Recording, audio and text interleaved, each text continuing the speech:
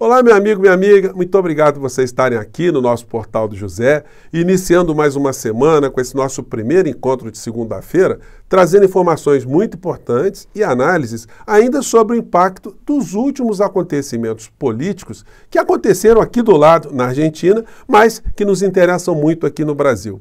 Antes de entrarmos nos temas, quero convidar você que está chegando nesse instante ao nosso portal e não nos conhecia, para que você se inscreva aqui conosco, conheça também os nossos outros vídeos, se você gostar, compartilhe, recomende e não se esqueça, dê o seu joinha, o seu comentário e, se puder, se inscreva também no nosso clube de membros, tá legal? Você que é muito bem-vindo e muito bem-vinda.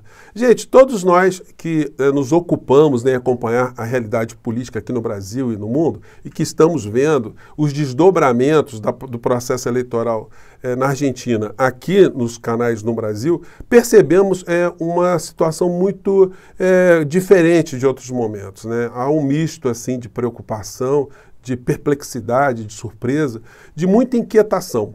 Mas nada como a gente absorver primeiro as primeiras impressões, baixar a poeira e analisar o que pode acontecer daqui para frente. E aí a gente pode pegar uma frase da vovó, né? Quem ri por último, ri melhor. Eu estou dizendo isso porque hoje a direita aqui no Brasil está comemorando a vitória de Milei como se fosse uma vitória da extrema-direita aqui no Brasil. Mas será que existe tanta conexão? Existem tantas convergências? Bom, se eles estão sendo sócios agora na vitória, nessa vitória momentânea, é bom que eles jamais se esqueçam disso, porque nós não devemos esquecer. Porque a situação que se avizinha para acontecer na Argentina não será nada agradável para o discurso dessa gente no futuro. Nada como o tempo para passar. Uma coisa foi aquilo que foi dito durante a campanha. Outra coisa é a realidade que esse novato na política administrativa irá enfrentar agora. O discurso absolutamente corrosivo, um discurso antissistema, anticasta, isso valeu durante a campanha. Mas a realidade na Argentina é bem diferente. Bom, eu comentei com vocês durante esses últimos meses, uma hora aqui, outra acolá, né?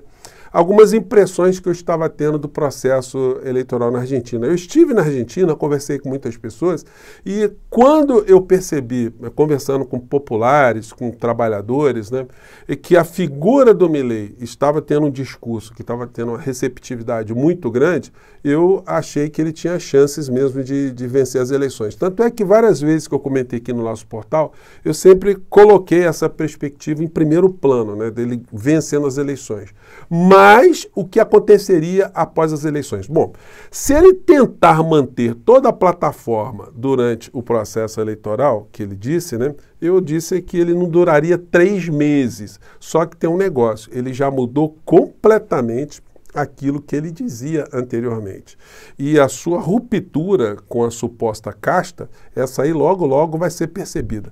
Nesse portal do José anterior que eu fiz aqui com vocês, há 8 dias atrás, eu comentava o debate que nós assistimos entre Milei e Massa. E todos os colunistas afirmaram que o Massa destroçou o Milei. E foi o que eu achei também.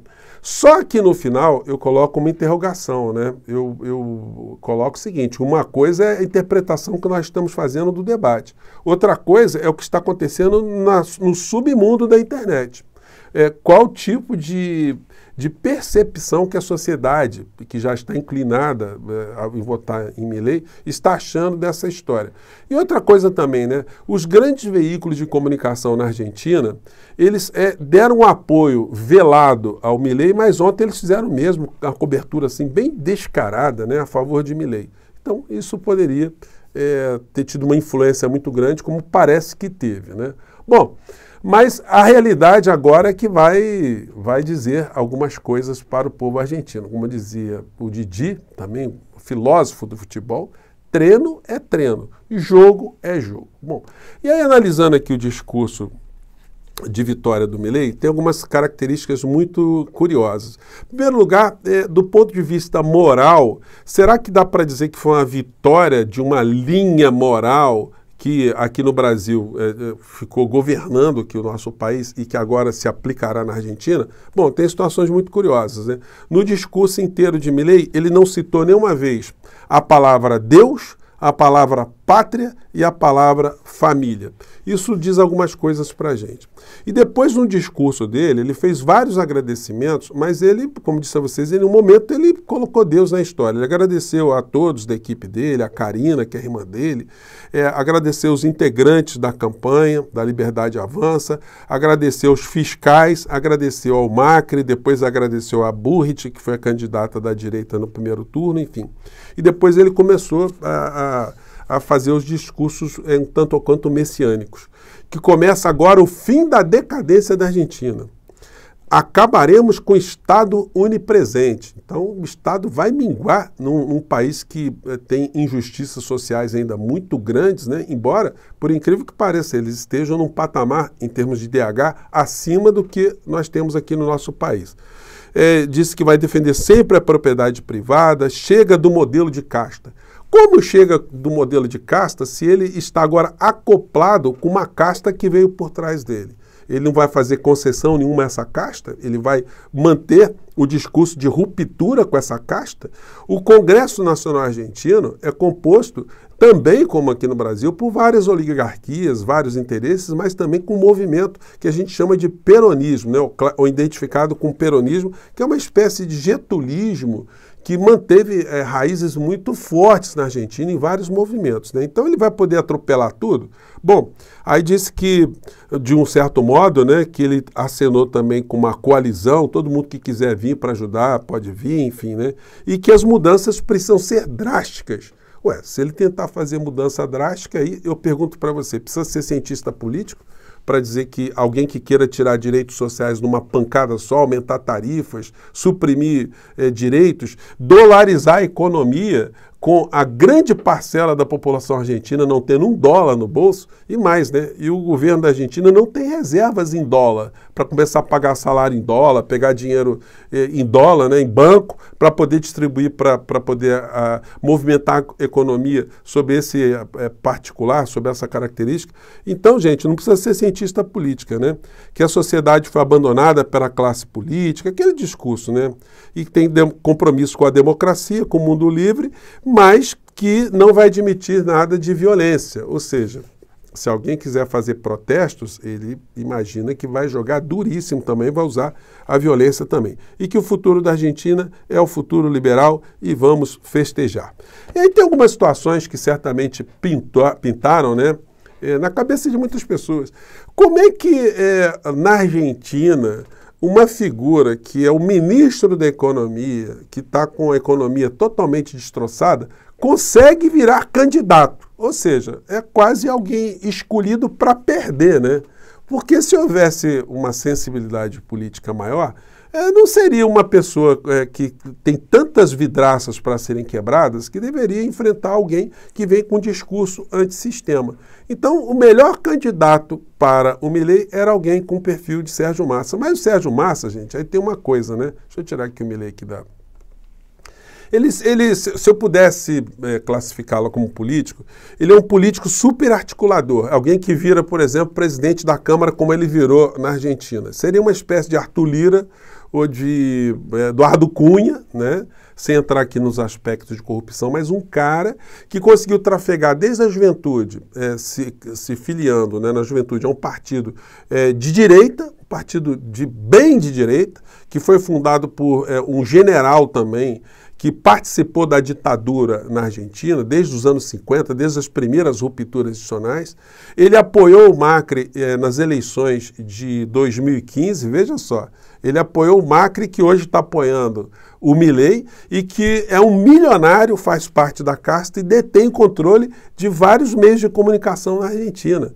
Então, existem muitas contradições que o Milei não vai conseguir passar incólume por elas. O povo argentino pode ter ficado muito revoltado, votou muito mais por rejeição ao que está acontecendo agora, do que a favor de Milei, uma grande parcela, e aí a gente pode considerar que é uma identidade com o que aconteceu no Brasil em relação à eleição de Bolsonaro. Mas agora as coisas caem no campo da realidade. Como eu disse para vocês algumas vezes, se ele quiser implementar algumas mudanças drásticas na Argentina, ele não dura 3 meses. Mas se ele mudar o discurso agora ele está dizendo que as medidas são a longo prazo, ele pode ter uma sobrevida, mas, como eu digo para vocês, né, eu comentei ontem, lendo esse livro aqui do José Inácio Garcia Milton, Juan Domingo, né, ele conta a história do Perón, inclusive os defeitos de personalidade de Perón, né, mas o que fica no final é que existe na Argentina, até os dias de hoje, uma organização sindical muito forte, uma aglutinação de segmentos na Argentina que são muito poderosos ainda e que não vão assistir absolutamente pacientes, né, ou passivos, né, qualquer tipo de supressão de direitos que o Milei está dizendo que fará, né? O governo Alberto Fernandes nos dá algumas lições aqui para o Brasil, para o governo Lula, porque ele quis também fazer um governo de coalizão, um governo sem enfrentamentos econômicos. Ele adotou também uma série de cartilhas do modelo neoliberal que fizeram com que a Cristina Kirchner, que tinha um discurso mais à esquerda, rompesse com ele. Então isso serve de um certo aviso para nós aqui no Brasil, né? Que não dá para se colocar no campo da política fazendo o feijão com arroz, porque se alguma coisa der errado, sem nenhum tipo de enfrentamento, vem um outro aventureiro, uma outra pessoa que se aproveita dos defeitos e das deficiências e se viabiliza novamente a fazer do nosso país com que haja, fazer aqui no Brasil, com que haja um grande retrocesso. Eu acho que muitas pessoas estão lendo algumas situações, como eu estou falando aqui para vocês. Não é por outra razão que há também uma grande preocupação com o que irá acontecer no plano político, na geopolítica aqui no continente, especialmente em relação aos interesses aqui no Brasil. Hoje, os bolsonaristas estão comemorando muito como se fosse a vitória do bolsonarismo, mas será que eles terão muito o que comemorar mais à frente? Como eu comentei com vocês, o Macri pertence à casta na Argentina, foi sócio do Trump. Vocês vão vendo como é que as coisas vão se articulando de uma maneira muito curiosa, né? Ontem eu acompanhei as eleições com vocês aqui, comentei com vocês que estavam acompanhando todos os canais e todos eles estavam dando uma cobertura muito generosa para o dia do Milei. Então isso me causou algumas interrogações, né, para que lado os veículos de comunicação estavam atuando. A figura do inelegível já fez hoje um videozinho com o Milei, parabenizando o Milei. O Milei quer que ele vá à posse. Portanto, a gente tem que guardar essas informações todas, essas imagens, para daqui a um ano a gente voltar, né, e dizer, vem cá, vocês estavam apoiando lá aquela criatura que ganhou as eleições, né? E agora, como é que vocês estão se comportando? Porque, gente, como eu disse para vocês, não precisa ser cientista político. Não há como alguém ser bem-sucedido não tendo maioria no parlamento, não tendo forças armadas, não tendo agremiações religiosas como nós vimos aqui no Brasil, tendo uma massa amorfa desorgânica num país cuja crise não tem uma perspectiva de uma resolução drástica e instantânea, como ele disse ao longo da campanha. Então, o que virá pela frente? Bom, os prognósticos para as pessoas que estão agora muito felizes, garanto a vocês que serão modificadas e que essa gente vai negar que apoiou o Milei. A conferir, você que mande seu comentário, vamos interagir e mais tarde eu volto aqui para a gente fazer uma outra avaliação, tá legal? Um grande abraço, até lá. Tchau!